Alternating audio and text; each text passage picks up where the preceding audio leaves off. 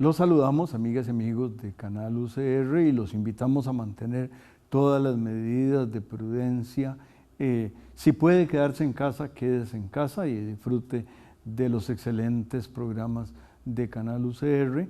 Y entre ellos, usted tiene el privilegio de escuchar a don Rudolf Lubke, profesor del posgrado y quien además es desde hace 12 años responsable de un modelo de prospección de la economía de Costa Rica, que en realidad él construyó con sus manitas, que es mejor que no las use para tocarse la cara, pero con sus manitas y sus ojos y todo lo demás hizo esa construcción, y ha venido mirando de cerca y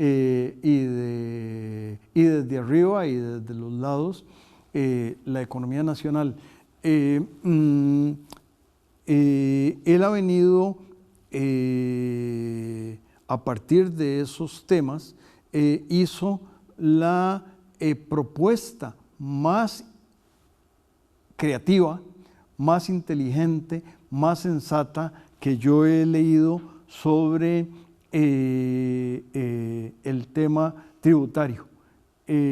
Normalmente las propuestas iban por otro lado, pero me sorprendió muy gratamente la propuesta de don Rudolf, y si sigo hablando, no habla él, y entonces ustedes se quedan con la incógnita. Por favor, don Rudolf. Bueno, buenos días. Tal vez la razón principal de esto es habernos reunido nosotros hace poco más de un año.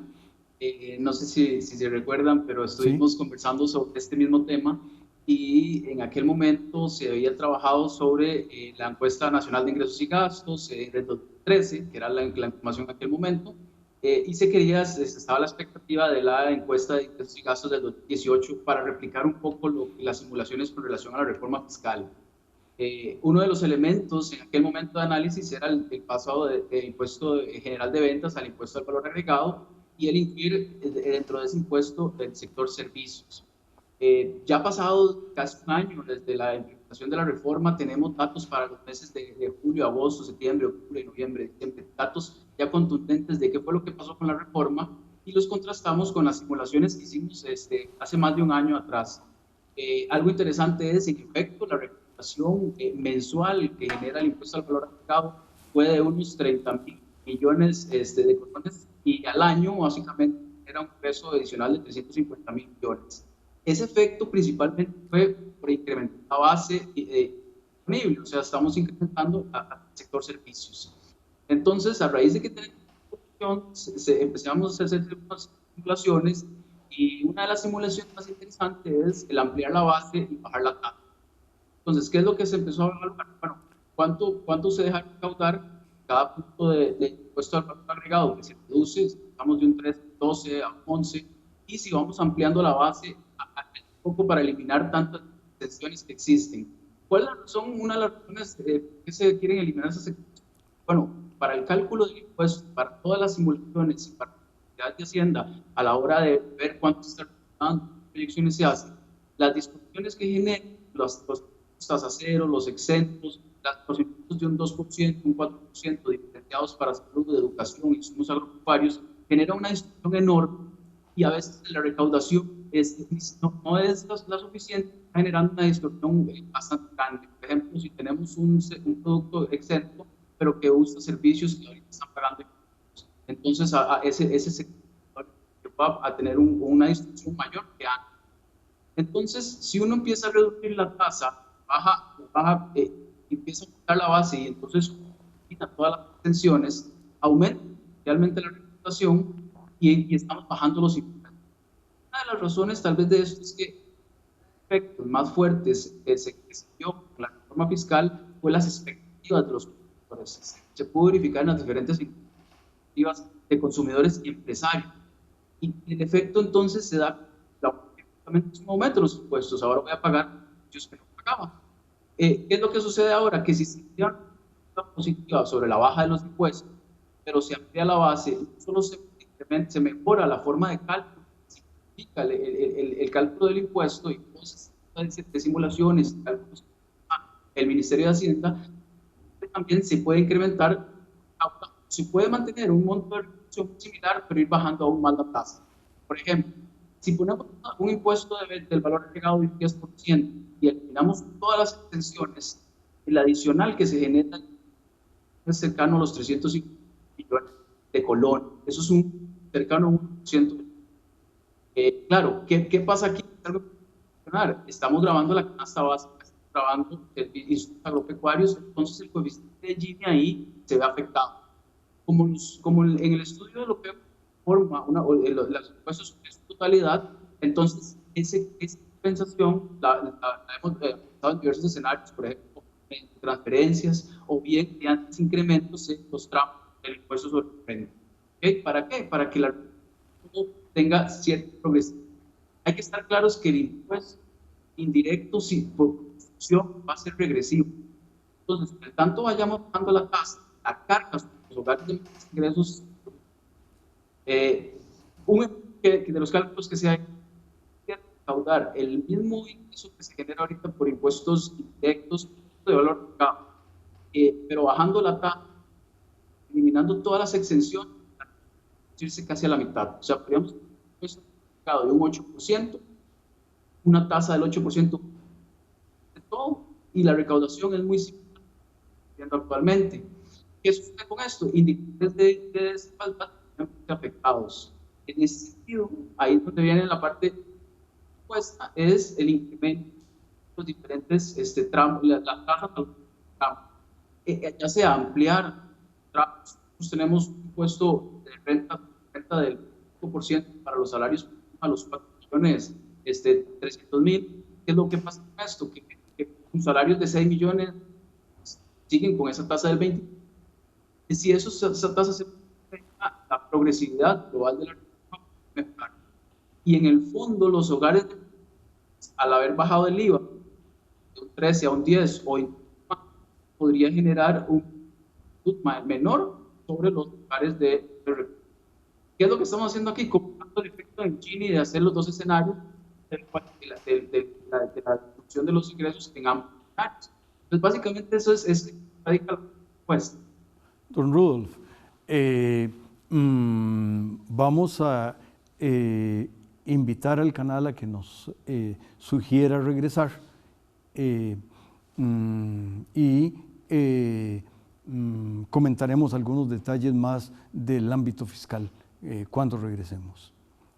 Eso haremos.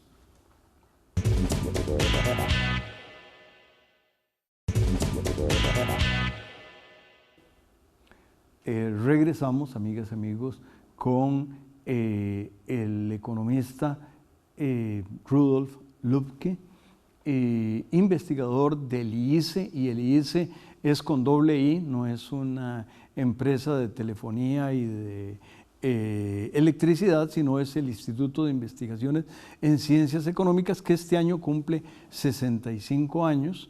Yo tengo excelentes colegas y amigos como el propio don Rudolf. Hay una serie de amigos que ya no están porque ya no trabajan para la universidad, que no están con el IES. 65 años da para bastante. Hasta algunas veces en el pasado, antes de que don Rudolf llegara al IES, hasta alguna cosa hice en el instituto, y entonces queremos desde Canal UCR, desde la Escuela de Economía, felicitarlos y desearles muchos éxitos en los meses, días, años, décadas futuras. Y déjeme resumirlo, don Rudolf, entendí que usted sugiere bajar, podría ser hasta 10% la tasa del impuesto de valor agregado, está ahora en 13, entonces bajar los impuestos, hacer esa tasa universal, o sea, para todos, altos, bajos, gordos y flacos, 10%, y a la vez subir la tasa del impuesto de la renta. Si eso fuera correcto, díganoslo. Y usted también ha venido hablando de el problema de los gastos públicos, y el gasto que ha crecido más es el gasto por pago de intereses de la enorme y creciente deuda pública. La gente vuelve a ver las cosas y dice, pues, ¿qué le pasa al gobierno que no gasta en mí o en mis necesidades o en mis atenciones? Y es que el gobierno ya debe hasta el modo de andar. Entonces, usted sobre ese tema también tiene una propuesta que a mí me pareció muy sensata. Por favor, don Rudolf. Sí, bueno, en efecto, es correcto. La idea es bajar el impuesto al valor agregado. Es uno de los que más distorsiona precios, entonces por ahí viene el enfoque. También simplifica mucho las proyecciones y los cálculos que realiza el Ministerio de Hacienda. Esa disminución iría de la mano con una ampliación de la base, como bien lo menciona. Ahora bien, el impuesto sobre la renta tiene que incrementar los tramos sobre los ingresos mayores. ¿Okay? En este momento llegan hasta 4 millones, entonces sería gravar a ingresos que tengan a diferentes tasas y mayores. Ahora bien, con respecto al tema del gasto del Estado, es que cuando uno ve qué es lo que ha pasado, cuál es el incremento del déficit de estos últimos meses, principalmente es el pago de intereses, el servicio de intereses. El incremento en el pago de intereses se ha consumido básicamente un 70% del aumento en el gasto adicional. Entonces, cuando uno ve que el gobierno está gastando más y que el déficit no se corrige, en realidad el gasto en transferencias, el gasto que estaría dando de salarios, no es impactando, es básicamente el gran nivel de endeudamiento en el que se ha incurrido. Ahora bien, mi propuesta básicamente es que el enfoque de amortizar deuda, en el tanto no se amortice la deuda, esta situación va a continuar. Entonces, si es cierto que se puedan reducir los gastos, se puede incrementar el ingreso mediante impuestos, en el tanto no se dé una amortización del volumen de deuda tan grande que tenemos, no se podría mejorar la situación fiscal en el largo plazo. Una de las propuestas es relacionada con el tema de venta de activos. Cuando se habla de venta de activos es un tema muy sensible, pero desde mi punto de vista... Perdón, don Rudolf, voy a interrumpirlo aquí un poquito porque por el tema de la comunicación resulta que los cortes son útiles, me han explicado aquí en el canal. Entonces, la propuesta suya, y corríjame si me equivoco, es pensar seriamente sobre la venta de activos, y usted tiene algunas propuestas específicas en ese ámbito. ¿Me equivoco? Sí, en efecto. O sea, cuando uno revisa qué puede ser un monto que permita amortizar deuda y se traslada a venta de activos, y analizamos cuáles son los activos que están en posibilidades, no solo en posibilidades de que el Estado los venda, sino que también que en el mercado sea rentable que sean adquiridos. La banca tiene un componente muy fuerte. ¿Qué es lo que pasa con la banca estatal? Que cuando uno analiza que los bancos que existen, en este caso Banco Costa Rica, ahora Banco Nacional, Banco Popular, y uno ve cómo su funcionamiento, sus márgenes de intermediación, cómo han colocado sus carteras de crédito, y lo contrasta con el sector privado, no se nota una diferencia sustancial. De hecho, la diferencia se nota más en costos operativos y en márgenes de ganancia. O sea, tienen menores márgenes, mayores costos operativos y menores márgenes que los bancos privados, pero no hay un enfoque distinto ni en el otorgamiento de crédito, ni en la forma en cómo se manejan las tasas de interés. En este sentido, yo lo que veo es que es innecesario el hecho de que existan varios bancos, el hecho de que exista un banco tan grande como el Banco Costa Rica, Banco Nacional, y ya sea por reducir costos, simplificando los bancos o desapareciéndolos y vendiendo el activo, de forma tal de que la economía pueda obtener recursos, básicamente el gobierno, para amortizar deuda. Si el enfoque no es amortizar deuda, desde mi punto de vista no es el correcto, porque mientras sea el gasto corriente, la bolsa va a seguir. En cambio, en el tanto se pueda reducir un poco el servicio de intereses, esos traslados de la deuda de corto plazo a más largo plazo y tratando de darse tasas menores ha funcionado. Siento que entonces un aporte importante a esto podría ser la venta de activos. Pienso que la banca es tal vez el principal por su aporte a la economía, por el costo, o sea, el costo que genera la banca estatal sobre el sistema financiero más bien tiende a elevar el margen de intermediación a diferencia de lo que sucede con la banca privada. Excelente y muy claro. Déjeme también ver si lo interpreto bien. Por ejemplo, si se vendiera, por decir algo, y yo no tengo el dato, pero si se vendiera, por ejemplo, la FANAL, que yo no tengo nada, a mí eso de que el Estado produzca algo para que la gente se emborrache, me parece que como que no me gusta, no me gusta que el Estado haga eso. Pero en cuanto se pudiera vender la FANAL, la fábrica de licores, me parece que es muy pequeñito y entonces, dado el casi 70% de la producción nacional, que es la deuda del Estado, pues la venta de FANAL creo que no le haría cosquillas. En cambio, como usted lo mencionó, la venta de uno de los bancos estatales sí haría una consecuencia, pero sobre esa observación nos esperaremos a que el canal nos vuelva a invitar. Regresamos.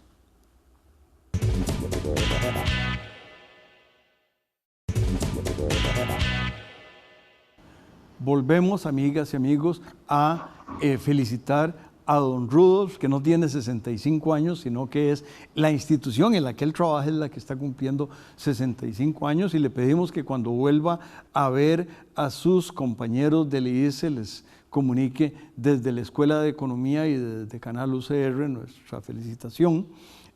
Yo le hice un resumen de usando a FANAL y a la banca, un resumen, y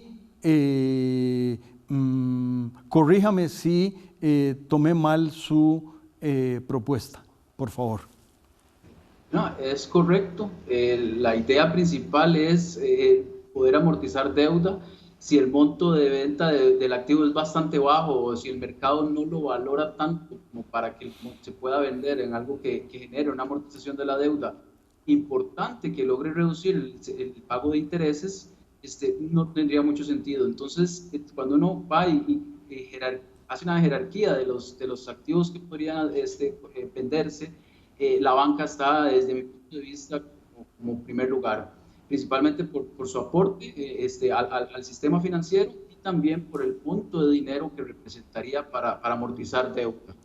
Esta claramente podría generar una mejora en las finanzas públicas porque, si bien es cierto, se está hablando de reducir el gasto, pero no el pago de intereses, y se está hablando de incrementar impuestos, pero no necesariamente esos dos rubros son cosas, medidas de más largo plazo si mantenemos un crecimiento de la deuda como lo hemos venido observando. Hay un tema adicional que yo podría reconocer como el cansancio del ajuste, y uno podría decir, bueno, en realidad el ajuste empezó hace menos de un año, o hace más o menos un año, cuando se hizo, doña Rocío Aguilar logró convencer a los diputados de que aprobaran las modificaciones de las cuales usted se refirió al principio, pero la verdad es que el ajuste de alguna manera tenía que ver con la atonía de la economía y el hecho de que el ajuste por el ajuste autoinducido del COVID nos va cansando y nos va cansando. Entonces, sí es cierto que el ajuste puede definirse como de un año, pues una de las medidas ahí, y que va a ser difícil, es el acuerdo con el Fondo Monetario Internacional, y no sé si las simulaciones que ustedes han venido haciendo tienen alguna sugerencia en ese ámbito. No, en realidad para efectos de lo que estamos haciendo, justamente se trabaja antes del COVID. Con la situación del COVID, lo que se ha hecho es simulaciones sobre el crecimiento económico y lo que ha caído los ingresos del gobierno y la actividad económica a raíz de la situación. Pero vamos mes a mes. En realidad, como los datos que tenemos son de muy corto plazo, estamos usando algo que el instituto hace, que es la encuesta de expectativas empresariales que hace Gabriela González, y eso ha sido un insumo muy interesante porque nos permite ver un poco más adelante cuál es lo que los empresarios esperan. Pero básicamente este análisis que estamos haciendo es antes de esta crisis. De hecho, cuando se ve cómo ha venido aumentando el impuesto al valor agregado de ingresos al gobierno, hasta el mes de febrero es muy igual a la simulación que habíamos hecho año y medio atrás. Marzo ya no, de hecho se da un cambio importante porque el gobierno da un plazo para el IVA y se espera que estos nuevos meses que vayan saliendo los datos, los resultados sean menores. Muy brevemente, don Rudolf, ¿no nos quiere contar un poquitito de la encuesta de doña Gabriela? Me da la impresión de que ya debe tener unos 10 años de hacerse. Sí, bueno, esa encuesta ya tiene tanto tiempo y ya ha sido inclusive entregada a la OECD para ciertas estimaciones que ellos hacen. Ya se convierte, ya es una serie que es más larga, entonces se convierte en un insumo para modelos econométricos y habla sobre las expectativas que tienen los empresarios sobre empleo, sobre sus ganancias y sobre su capacidad competitiva. Entonces nos marca de trimestre a trimestre qué puede pasar en la economía. Ya esas encuestas, de hecho, en este momento tenemos datos trimestrales desde el 2010. O sea, este año cumple 10 años la encuesta. Exactamente. Y sobre algunas medidas más allá, y ya usted propuso medidas muy importantes, creo que nadie que yo conozca ha hecho propuestas tan claras y me parece que con tanto potencial de éxito si se adoptan. Vea que lo dije con toda claridad, si se adoptan, porque ahí es donde está el camino al infierno, está empedrado con buenas intenciones y la variante podría ser con medidas correctas, pero ¿cómo ve usted el cierre de este año?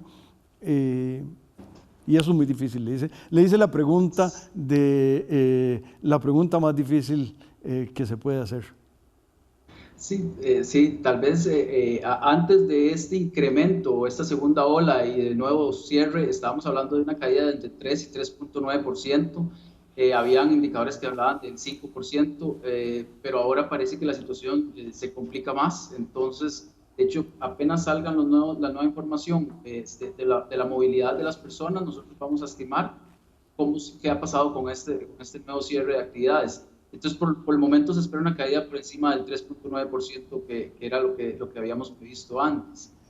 Tal vez un dato interesante que quisiera mencionar es el hecho de que cuando vemos que lo que se recauda del IVA por ampliar servicios es lo que nos había estimado con la encuesta de ingresos y gastos de 2013, se abre la posibilidad de plantear escenarios y diferentes propuestas. Y ahí es cuando vemos que conforme va bajando el IVA, no solo se puede dar un incremento en la recaudación al ampliar la base, sino que genera una mejora en las expectativas, que dentro de lo que pasó con la reforma fiscal fue uno de los elementos que más afectó a la economía.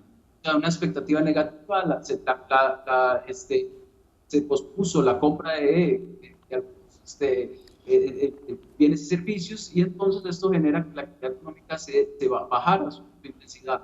Una expectativa que podría ser muy positiva es una baja en el impuesto de ventas, que la gente lo perciba como algo positivo, a pesar de que se aumenta la base, generalmente se va a dar una expectativa de vista positiva. Y usted no es analista político, pero en el minuto que nos queda, ¿usted cree que hay posibilidades de que se apruebe en la Asamblea Legislativa las medidas atinentes al acuerdo propuesto con el Fondo Monetario? Y le queda como 45 segundos. pienso que, dada la gravedad de la situación, sí es factible que se apruebe. O sea, porque a como se ven los datos en este momento, sí pareciera que si no se aprueba podría ser una situación bastante problemática para las finanzas del gobierno. Pues con ese mensaje y en la esperanza de que no regresemos a 1981, que es lo que yo pensé que en mi vida volvería a ver, los invitamos a que se queden con Canal UCR, donde en la medida de las circunstancias y con los mayores esfuerzos hacemos la mejor televisión que les podemos brindar. Muchas gracias, don Rudolf. Gracias.